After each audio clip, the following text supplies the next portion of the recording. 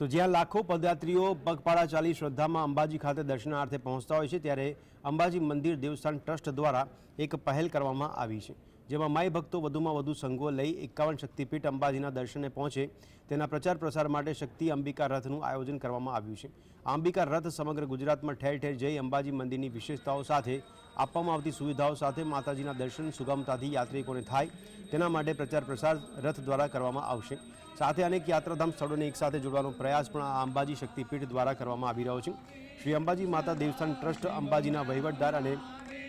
અધિક collector Kaushik S Modi દ્વારા flag of કરી શક્તિપીઠ અંબાજી ખાતેથી આજરોજ અંબિકા રથને અંબાજીથી પ્રસ્થાન કરાવવામાં આવ્યું હતું। શ્રી અંબાજી મંદિર ટ્રસ્ટ દ્વારા આજે 51 શક્તિપીઠ પરિક્રમા